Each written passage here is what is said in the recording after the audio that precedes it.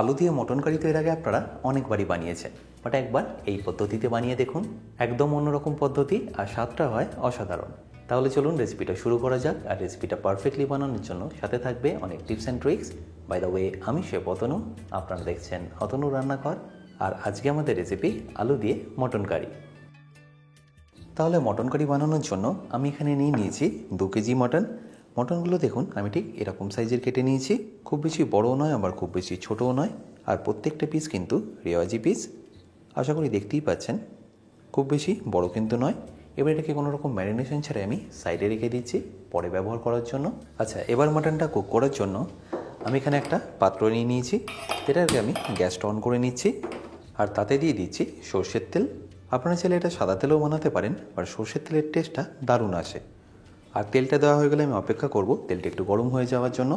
যখনই তেলটা গরম হয়ে যাবে তখন এখানে আমি আলুগুলোকে ভেজে নেব। আর এপাশে দেখুন আলুগুলো আমি খুব বেশি বড় করে কাটিনি, মোটামুটি মিডিয়াম সাইজে রেখেছি। আর তেলটা দেখুন এতক্ষণে ভালোভাবে গরম হয়ে গেছে, তাই এখানে আমি আলুগুলোকে দিয়ে দিচ্ছি।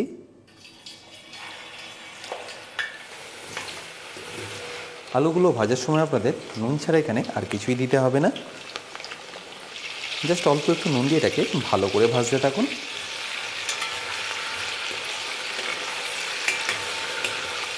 আলুগুলো এইখানেই প্রায় আপনাদের 70 to 80% মতো কুক করে নিতে হবে, কারণ পিসগুলো এখানে আমি ছোটো ছোটোই রেখেছি।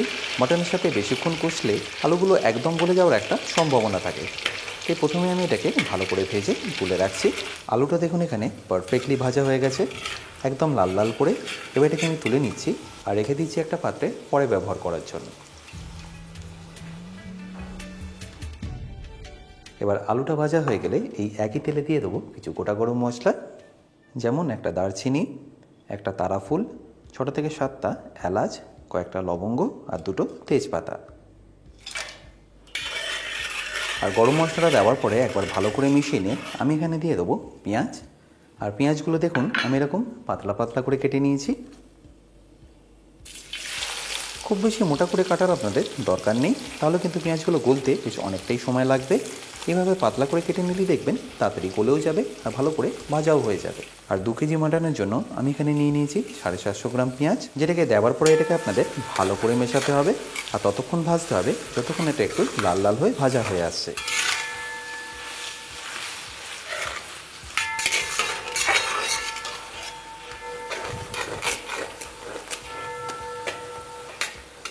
এরপর যখনই দেখবেন পেঁয়াজটা এরকম ভালো করে ভাজা হয়ে গেছে, তখন এখানে দিয়ে দিন মাটনটা।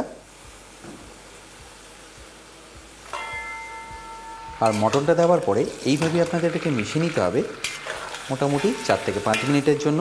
এই সময় আপনারা ফ্লেমটা একদম হাই রাখবেন আর এইভাবে কষতে থাকবেন যতক্ষণ না মটনের কালারটা চেঞ্জ হচ্ছে।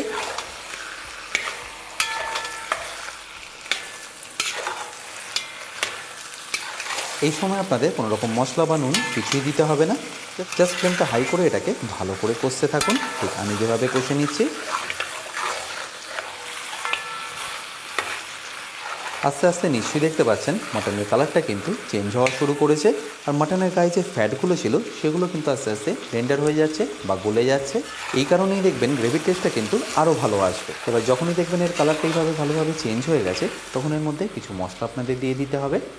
তার মধ্যে প্রথমেই দিয়ে দেবো বড় চামচের হাফ চা চামচ হলুদ গুঁড়ো,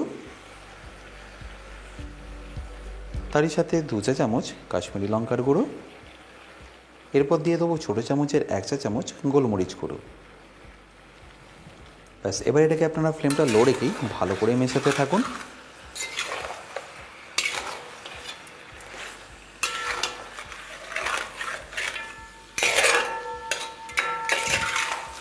খুব বেশিক্ষণ নয়, 1 থেকে 1.5 মিনিট এটাকে ভালো করে মিশিয়ে নেওয়ার পরেই দিয়ে দিন এখানে পরিমাণ মতো জল।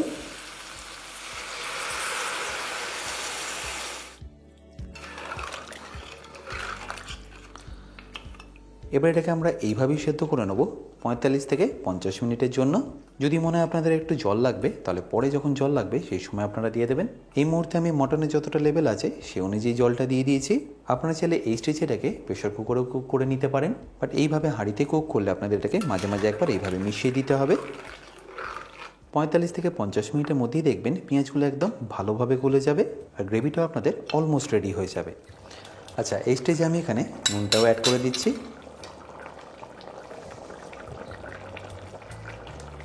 নুনটা অ্যাড করার পরে এটাকে একবার ভালো করে মিশিয়ে নিন, আর এইভাবেই সেদ্ধ হতে দিন যতক্ষণ না মাটনটা ভালোভাবে কুক হয়ে আসছে। আর এটা যতক্ষণ কুক হচ্ছে, একটা মশলা আমি আপনাদের বানিয়ে দেখাচ্ছি। তার জন্য এখানে একটা ননস্টিকের ফ্রাইং প্যান নিয়ে আমি গ্যাসটা অন করে নিচ্ছি, আর তাতে দিয়ে দিচ্ছি 3 বড় চা চামচ গোটা ধনে, তারই সাথে 1 বড় চা চামচ গোটা জিরে, আর সবশেষে 7টা থেকে 8টা শুকনো লঙ্কা। এবার এটাকে আপনারা ততক্ষণ রোস্ট করুন যতক্ষণ না এই জিরে আর ধনেটা একদম ভালোভাবে রোস্ট হয়ে আসছে। বুঝতেই পারবেন খুব সুন্দর একটা গন্ধ বেরোবে, আর আস্তে আস্তে দেখবেন এর থেকে ধোঁয়াটাও ছাড়া শুরু করবে। তখনই আপনারা বুঝবেন এটা একদম পারফেক্টলি রেডি। এবার এটাকে আমি নিয়ে নিচ্ছি একটা মিক্সি জারের মধ্যে।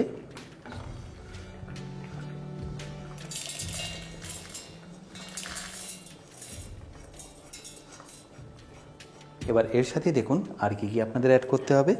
প্রথমেই দিয়ে দিচ্ছি রসুনের কোয়া 15টা থেকে 20টা।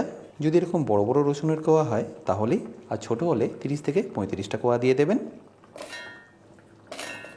তারই সাথে 10 থেকে 15 গ্রাম আদাও এখানে দিয়ে দিচ্ছি, আর তারপর সবশেষে দিয়ে দেবো অল্প একটু ধনে পাতা।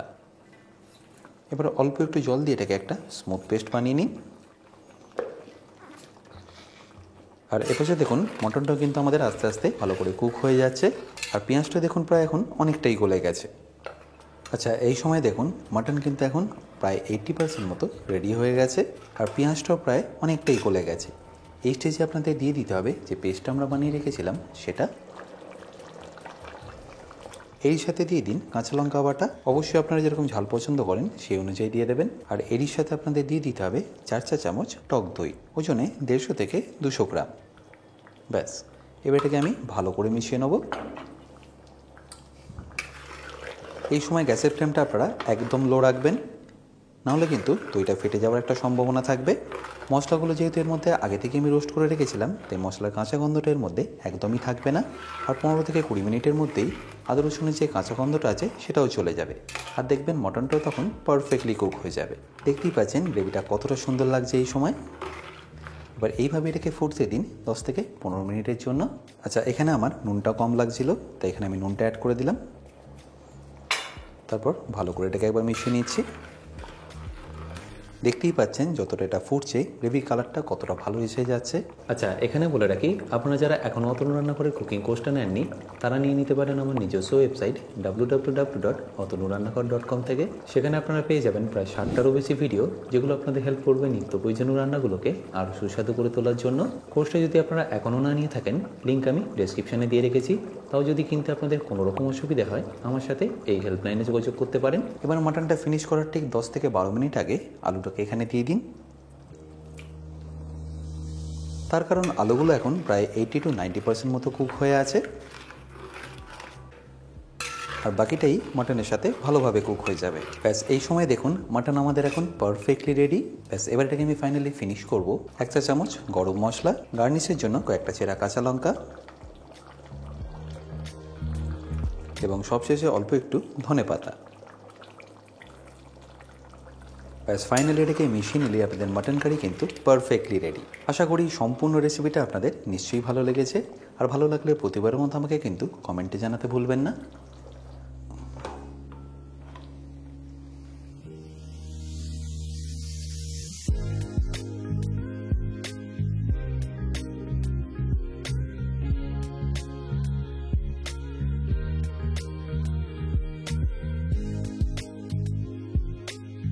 বাই দ্য ওয়ে, আমি শেফ অতনু, আপনারা দেখছিলেন অতনুর রান্নাঘর। দেখা হচ্ছে আপনাদের সাথে একটা নতুন রেসিপি নিয়ে নেক্সট এপিসোডে। ভালো থাকবেন, সুস্থ থাকবেন।